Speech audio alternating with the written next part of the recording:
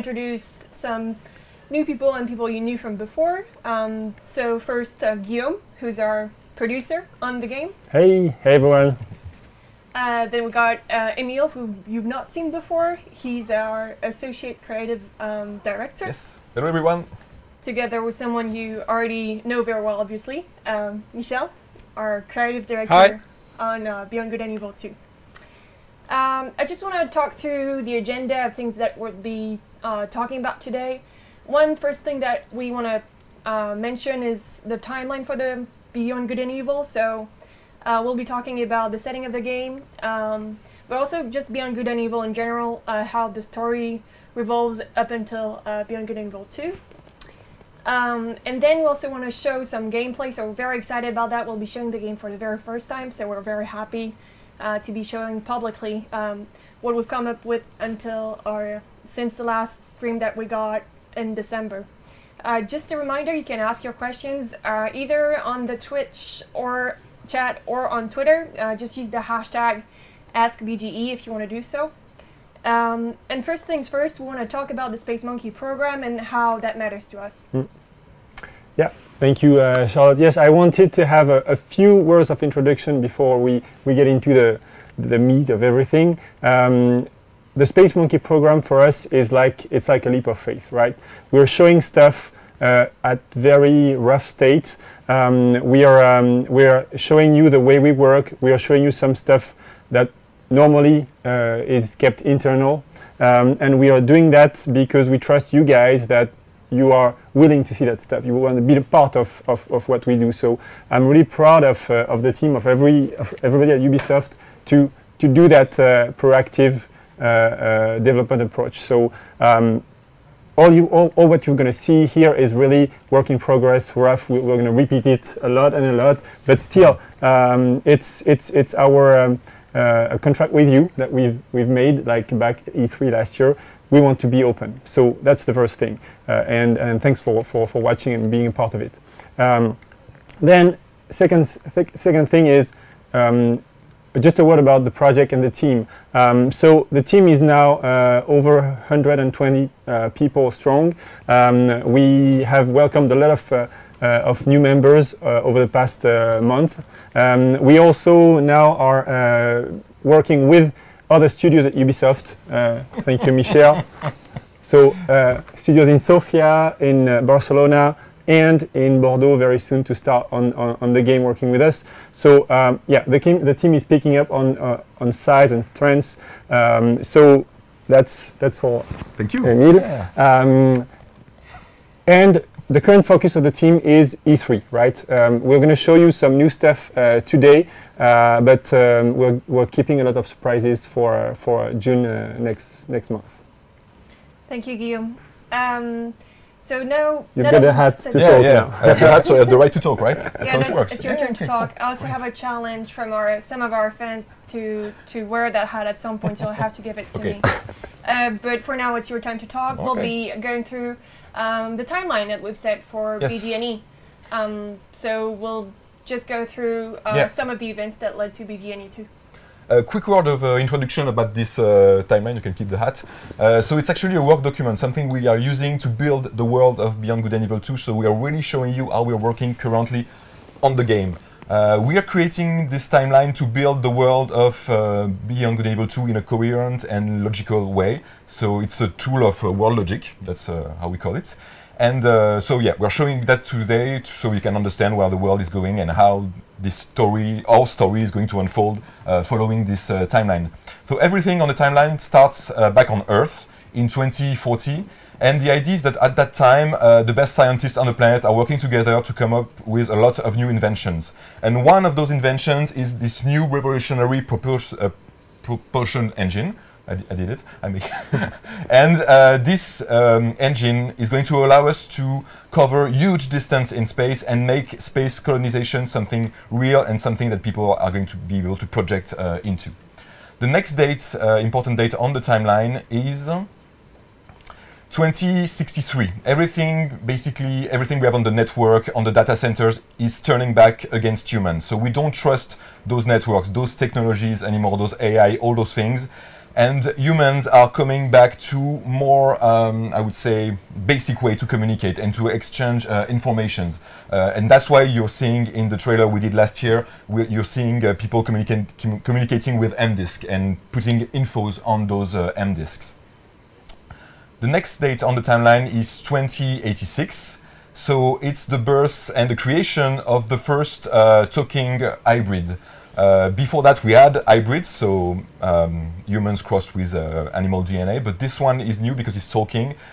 And what's important, Michel, about those hybrids? Something you wanted to add? Yeah, it's very important to understand that hybrids are part of that world. Yes. They are the power, you know, that allow humanity, the manpower, the manpower, yes. that allows colonization. They are used as slaves. They are used as experiments. You know, they are sent on different planets. Yes. You can compare that to the monkeys that were used during the space colonization. Yeah. You know, sending monkeys in space. Yeah, sending monkeys, like dogs, exactly. and all these animals. Yes, yes. So imagine that we have this ability to create hybrids that hold human DNA and animal DNA. You can build them, and you can use them also, like in that case, as toys, as products. So it's quite a cynical way of using life, but it's really part of the world. You know, it's how that specific world is built, and we want it to be as coherent and as logical as possible. Yes. And so that's why this little guy is talking, because he's supposed to be able to communicate with children. So that's why he has a voice. Next date on the timeline, so 21/8, humanity has to leave Earth, and we are launching several new expeditions to different solar systems that are very distant from Earth, of course. And we're just naming them 1, 2, 3, 4, 5. And what's important is that those expeditions, they will not be in contact anymore once they leave Earth. So we don't know what happens to all those expeditions, but in Beyond Good and Evil 2, we will follow the expeditions that goes to System 3, the system where Beyond Good and Evil 2 is going to take place. Next date, 22/25. So this is one example of a major city built in System 3. It's actually the start of more, I would say, massive colonization. It's not little camps anymore, not little colonies. It's cities with meanings. Of course, this one is dedicated to the divinity Ganesha. But we will also have a lot of other important locations in this system. Yeah, it's very important to understand that when you use your map into the game, you just press one button and then suddenly you see the whole solar system with this planet, which is a satellite of a bigger planet that rotates, you know, that a revolution around a bigger, the big sun. But of course you will discover other places, other different places in that solar system. And the magic button is that when you just go back again, then you have you de-zoom and a bigger picture with the different systems. What is very important is that we want to, for Beyond Good and Evil 2, we want to stick to System 3 and some surrounding surprises, but the overall world is connected. But because we don't want millions of planets, we want planets that have a meaning, that have a story, an history, systems, you know, connections, reasons why there is this city here. As an example, this kind of Ganesha, this kind of city has been built here because when you look back at the planet, you recognize the shape of India. Of the continent, Of the it continent. looks like India. So imagine that you could have the choice between millions of planets that you could study before you start the colonization. You maybe you would choose the one that you connect with the best. So we want to give an history, we want to give a meaning to that world so that it's quite interesting as an adventurer, as a space captain. It's always a lot of stories and myths to discover there. So you mean that we are reasonable, right? We are doing only one solar system. Just one. Just one. For now. So we're moving on the timeline. So 23/14. So this is actually kind of a mysterious thing. There's a giant ship traveling in System 3 with a lot of humans and hybrids in it, and it will be attacked, and we don't exactly know what happens. But it's the first time that in System 3 there's a massive aggression on a ship like this. It's a period of peace, so those things don't happen in System 3. So starting from this point, there will be many mysterious things happening in System 3, but we don't say too many things about this right now, keeping some mysteries. Don't want to spoil people. Moving on. So in 2360, what we imagine is that System 3 became such a rich solar system. There are lots of goods traveling on spaceship. It's getting so rich that actually pirates can prosper in this solar system, and we enter a golden age of piracy. That's why we're going to play a space pirate in Beyond Good and Evil 2, of course. And now for the big... Yeah, the final date on the timeline. So it's not a date actually, we didn't put the date on the timeline, but it's the birth of Jade, of course, the character you know from Beyond Good and Evil 1. It's important to know that Jade's birth happened in a kind of a dark period. There are lots of dangerous things happening in System 3. People getting killed. And unexplained things. Unexplained things, exactly. It's a period of trouble. You have those pirates and you have also weird things happening. Again, we're not saying too many things about this, but it's important to know that Jade was born before Beyond Good and Evil 2 starts. Because if you're looking at the next slide, exactly, you have the time period concerning Beyond Good and Evil 2. That's where Beyond Good and Evil 2 is going to take place. Yeah, and again, as Emile said in the beginning, that's really a work document for us that we're sharing, and that the whole team is working with that in mind. And I want to stress that the game, because you said it, but I want to say it again, the game is happening in that time frame, right? Not the full timeline. And what's important is that we're creating this coherent world for people who like to play solo, who want to have a straight story or several straight stories, but also for people who like multiplayer, co-op. This world is going to be able to tell all the stories to those different players.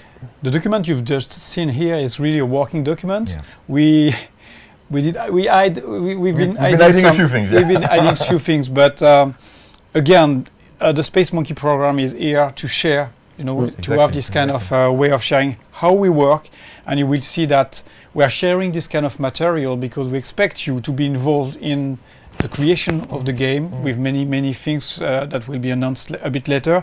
But there are other ways to build worlds. History is part of it because you understand better the reasons of why things are as they are today, how they will become, if you understand history. What happened before. And when you're working on such a big world, you need nice and big foundations.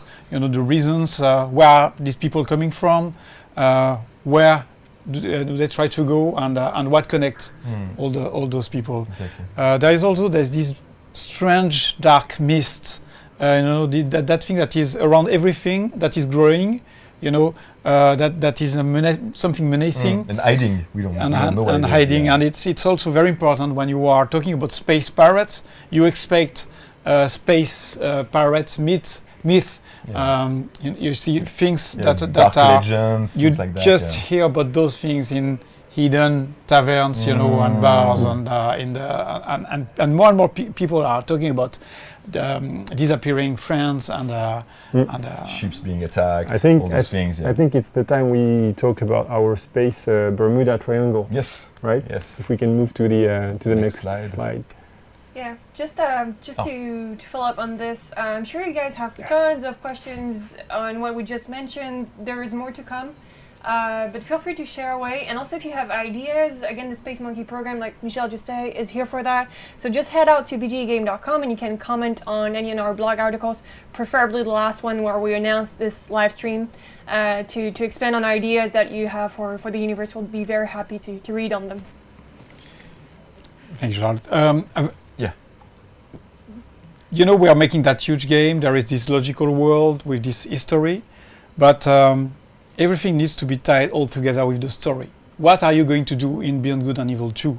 As an example, and as a key ingredient into the story, you have this strange galactic object that you have seen at the end of the trailer last year. This is what we call the Moksha door. Yeah, Moksha's Gate. Moksha's door, Gate. Yeah. I don't want to say too much about that. It's both something that attracts you and something that is very dangerous. This is the place where you will go with your spaceship, with your crew. You will be under attack. You will have a lot of things to do there. Yeah, we can see some example and little scenes of the kind of things that you can have around there. But the most important thing is that this is feeding the world. Some people think that they can be free. Maybe hybrids can have a new life beyond that door. Maybe some pirates, they think about glory. Maybe living forever. Because no one knows what it really is, actually. That's exactly. what's interesting. That's why you have legends. Maybe this is a huge trap. Maybe this is, and you have all this, this cemetery around. Graveyard of ships floating. So, in such a world, it's very important to have landmarks like that. Things you want to reach, you want to understand, you want to dig into. So that's part of the motivation and of what makes you starting the game. About that, we have another very important thing in Beyond Good and Evil 2. It's the fact that you can create your own captain, your own character. And we don't want to stick to human. You can be an hybrid. You can be a man, a female, or different genders. It's very open. It's very important. It's coming from you, Space Monkeys. You talked a lot about who you want to be into the game, what kind of characters, and a lot of you insisted in this idea of being free, being able to create your character. So the common point is this big world, those motivations, those very important, exciting things. But you can live your adventure the way you want, and of course you will encounter different characters, friends, and exactly like in Beyond Good and Evil 1, they can become part of your crew. You can recruit maybe an enemy that will appear or happen to be part of your crew. And this is really something that we want to bring to the player. That's what's interesting on this image, is that it could be your captain, but it also could be your crew members. So you can have this great variety of crew members. Every people you meet in this world could become your crew members, and that's a strong motivation for your adventure and going into the game and exploring everything, of course. So this is part of the things we will dig into more for the next for events like E3. But it's also very important to understand that you play as a space captain, but you have your crew member that are dedicated to specific tasks.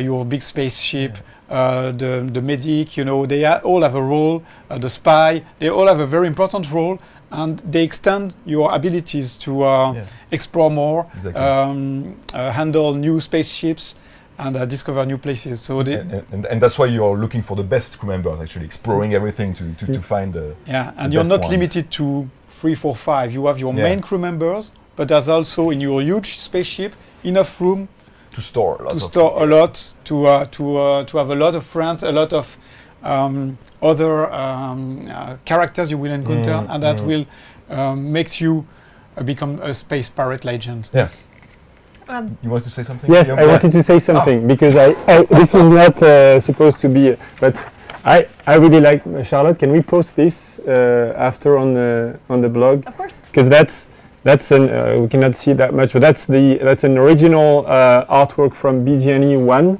right? Yes, and tada! That's the Moshka's door. So we have been making a lot of work to tie in BGNE 2 because it's the same universe. It's the same themes, the same stories. So and I found this back in an old in a drawer on the floor here, and I was like, hey, who drew this door? And it was like last year, but somebody told me, oh, it's not last year, it's like 15 years old. So so this is one of the evidences that we are really true to BGNE as a license. So if we can post it, that's perfect. Yeah, we'll be sure to share it. So we've been talking about the setting, the kind of global story of Beyond Good and Evil, and now there's something that we're really excited to be showing for the first time. It's some gameplay footage of the game. Just keep in mind that this is very work in progress. We'll be showing it, and then we'll be talking over what we've been showing and what we're doing with the game. Yeah, and just before we play the video, there's a lot of discussion on the blog and around about what is BGNE2 like. Can you say what is it? So in the team we agreed about that definition, right? That's so BGNE2 it's a seamless action adventure RPG that I can play solo or with my friends. Well, that's what we are making. We cannot make it clearer. Without further ado, we'll now be starting the video, and you can see what Guillaume was just saying in that, but we'll be discussing further right after.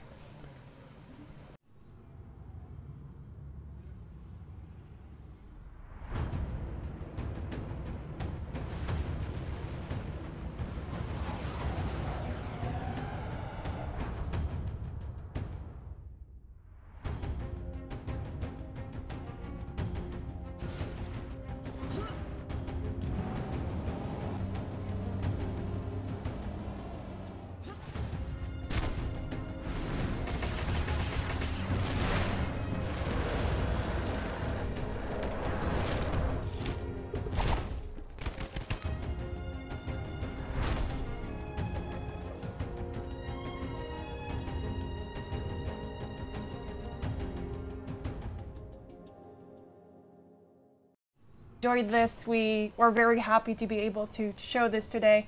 Again, very early stage, very work in progress, so just keep that in mind. And yeah, we'll just be talking a little bit about what we've been seeing here. So there's some combat, there are ships. Can you guys maybe cover this? Just one comment, that was too short. But we want to keep a lot of things for E3. So that's so we fight all together, but that, you know, but this is just, okay, they're just showing few seconds. Yeah. But there's so much to discover for E3 also. But here, if you look carefully at what we've just shown, there is one very important thing, is that everything is connected. Exactly. You can do everything anywhere at any time. It means that you can have a fight inside of a spaceship that is being attacked. So maybe you are inside of a spaceship. That's part of, if you look carefully, at some point you have Nox, our monkey, is inside a huge spaceship that is being attacked. And he could fight into that spaceship. He could need to get out. Trying to escape, because it's going to explode, of course. While the spaceship is collapsing, this huge spaceship. And this is not scripted. This is not a sequence that will happen here and never again. This is just because it happened, because something attacked, or maybe you attacked that ship. And now, as you can see it, here it just collapsed because of your actions. So it's really systemic. It's really epic things you can live with your friends or alone. And those things, they have no boundaries, you know, there's no loading. That's why this game is taking so much time to be done, you know. A lot of people said, why is it so long? Come on, release the game this year if you can. There is so much to do for this game just to make this possible, you know.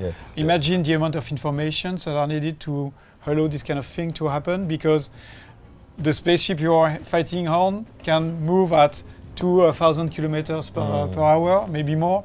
So everything needs to work nicely, smoothly, like this super attack, you know. Or so that's where the game DNA is revealed. You know, that seamless aspect Michel is talking about is really what we want to show as a prototype in that video. As you can see, we are mixing close quarter combat, sword fight, dog fight, battleship fight, all of that in the same on different scales. On different scales, yes, because the engine is allowing us to do that. And so that seamless aspect is what really to us makes exciting what we do. And I have to remind as well that you can play this with your friends, so you can also do this in co-op. Yeah, you can see it in one of the footage. I think it's pretty. So what's not seen here, what is not shown here, is that of course you can go in space, see your friends from space, continue the fighting, or see the actions. You can go in cities while all these things are happening. Exactly. So you will discover more of this for E3, of course. But we wanted to share a few seconds of that. And what we're revealing for the first time is the melee combat.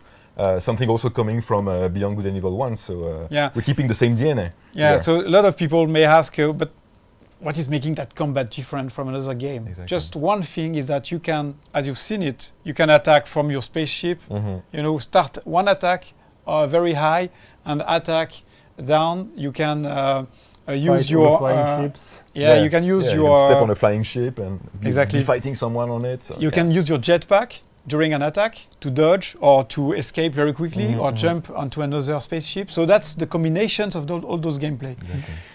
For E3, we will talk more about in-depth gameplays, about things that are making all those different gameplays deep and more able to sustain long time and play styles and all these things. But again, here we wanted to share this piece of footage. Yes, it's a kind of a sneak peek for you guys. Yes. Yeah. Well, thank you for this. This is all we had today for our live stream. However, we've been having a lot of questions from you guys. We've also taken some from the forums and we've taken some from the Discord. So just want to go through them real quick with the guys here. The first one that we got was about brothels. Brothels could be a place where pirates gather intel and get some downtime. Will we be seeing brothels in the game? This was a question from Kierak on our forums. What do you think? When you look at the trailer for last E3, you have those kind of dark places. That's part of the pirates' way of life. The way the treatment we will be careful about the different aspect of that, but it's part of this kind of world. That's what you can expect. It's a mature game. We don't want to be half pirate or something like that. You know, we want to go in the full world, and it's really about playing the space pirate at 200%. Yeah. It's very important.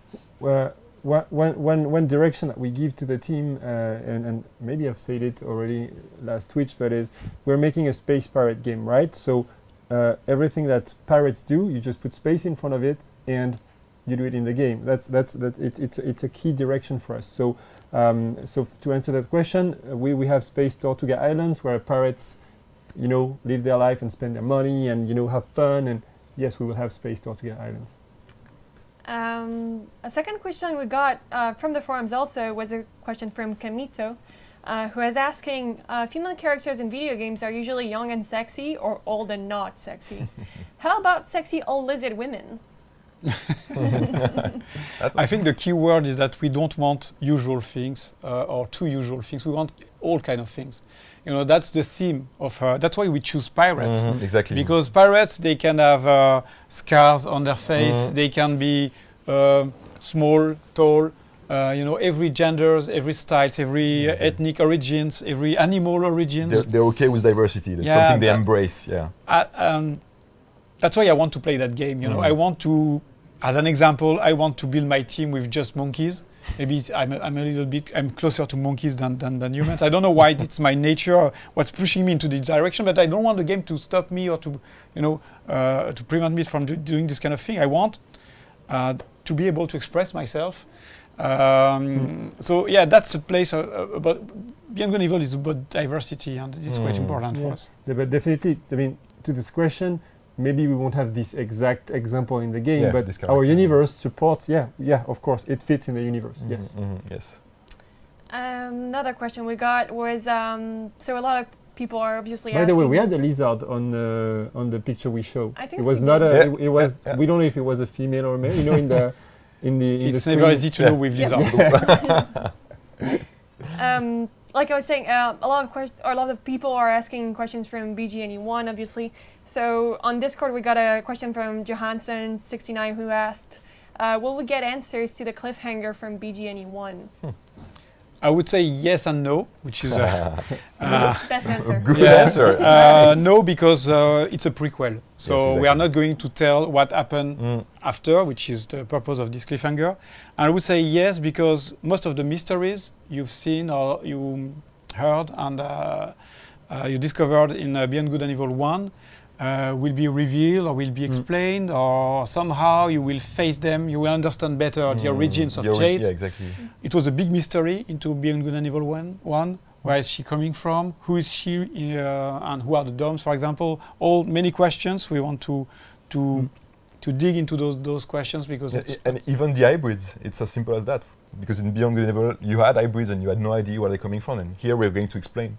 Yeah. the origins of the hybrids. It's really a fun moment for us and for you guys with the community, because this BGNE universe is wide and we've got many areas to explore, and we really working in the direction of making it as wide as possible as a universe. So we will dig into more detailed questions that left the first game open, and we will open some new stuff as well. So it's really an immensely rich universe that we want to work with. Yeah.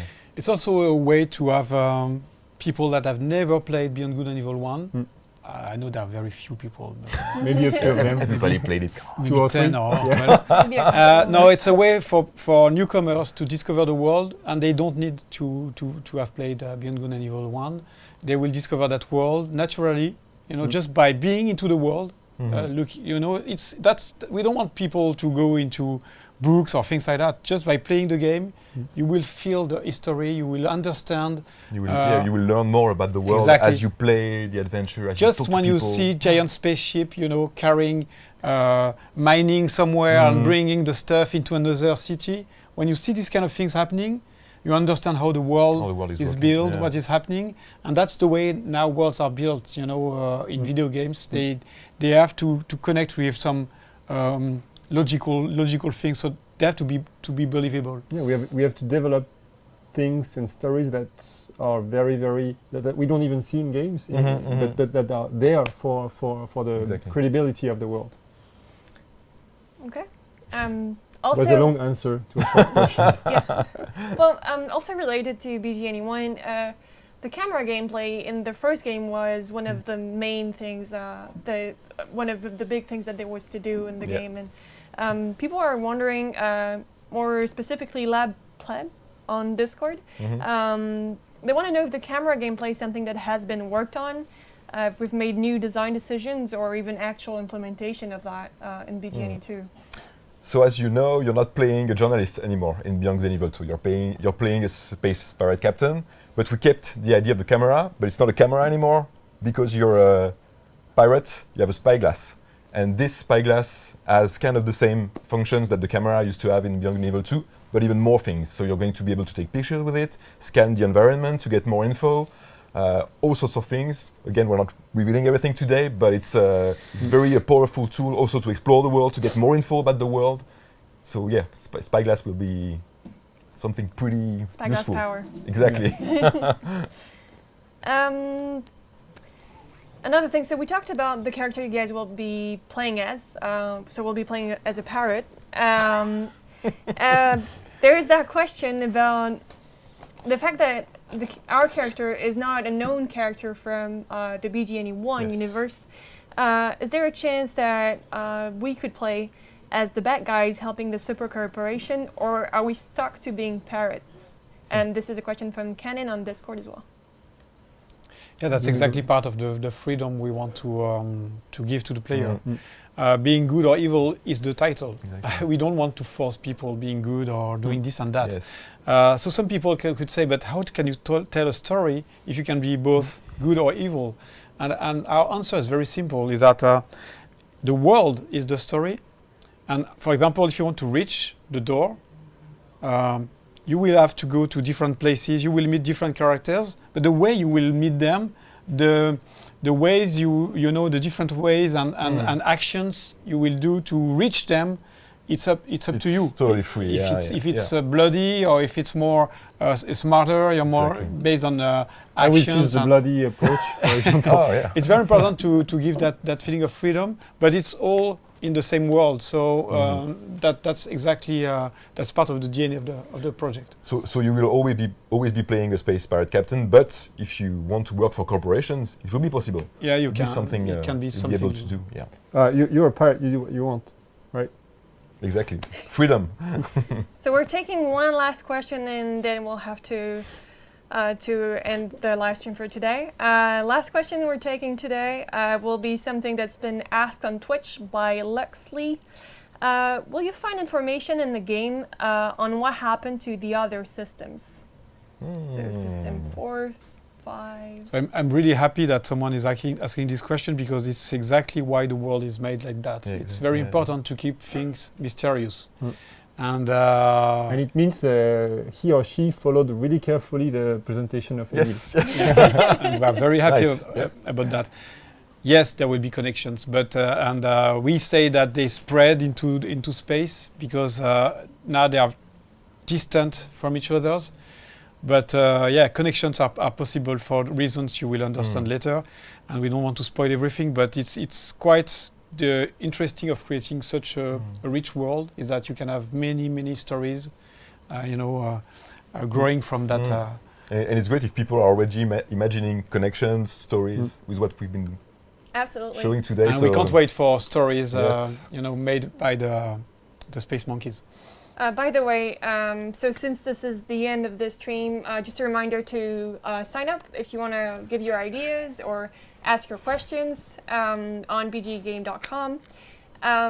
We're still working hard on the game, and I mean, this has been mentioned a few times during the stream, but thank you. Oh, the smoke machine is on again. Nice. Now we're talking, Charlotte. Space Parrot, co-girl. Yeah, the space cowgirl, very much. So yeah, we've been mentioning this, but we're working hard at the moment on E3, and I just want to thank you guys again. As a token, one of our fans has made and given us this 3D printed Jade. It was given in person to Michelle. So thank you guys for your dedication, and just stay tuned for E3. Thank you. Thank you Bye-bye, all. everyone. Bye. Bye, everyone. Bye. See you soon.